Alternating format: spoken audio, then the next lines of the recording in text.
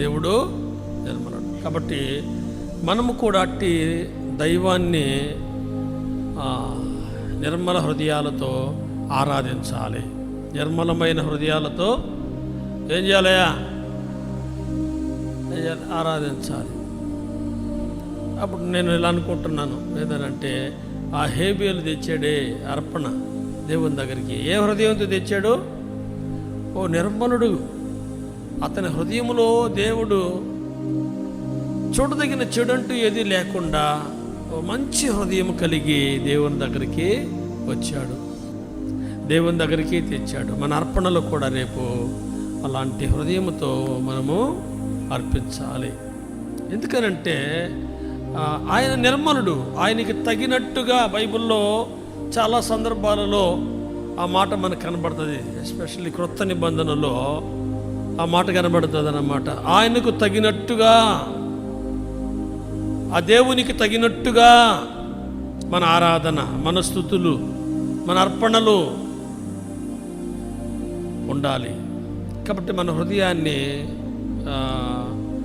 నిర్మలమైనటువంటి హృదయముగా మనము మార్చుకోవాలి. పేతురు ఆ మాట రాస్తాడు, నిర్మలమైన మనస్సు అని అంటాడు. మీరు నిర్మలమైన మనసు కలిగిన వారే. మనసులో కల్మషం లేకుండా, దోషము లేకుండా, ఎటువంటి దేవునికి విరోధమైనది ఏమీ లేకుండా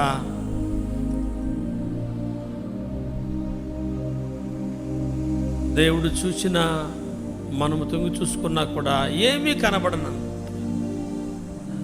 నా యందు నాకు ఏ దోషము, పౌలు అంటాడు, నా యందు నాకు ఏ దోషము కనబడదు.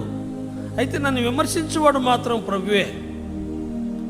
అంటే ఆయన అంత భక్తితో, భయముతో జీవించాడు. తనని తను చూసుకున్నప్పుడు తన యందు తనకు ఏ దోషము కనబడలేదంట. ప్రియులారా, కాబట్టి ఆ దేవునికి తగినట్టుగా మనము కూడా మన జీవితాలు, మన హృదయాలను ఉంచుకున్నప్పుడు మనం చేసే ఆరాధన అంగీకరించబడుతుంది. మనం చేసే ఆరాధన దేవుడు అంగీకరిస్తాడు. రెండవ మాట ఏం కనబడుతుందంటే ఇక్కడ ఆయన నీతిమంతుడు. ఎవరు చెప్పండి? ఆయన ఎవరు?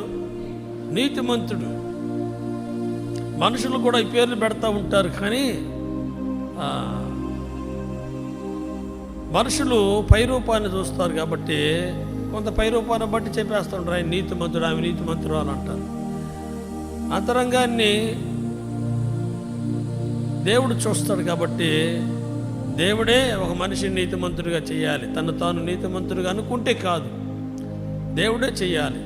అయితే దేవుడు నీతిమంతుడు. ఎలాగా దీన్ని మనము అర్థం చేసుకోవచ్చు అంటే, ప్రియులారా,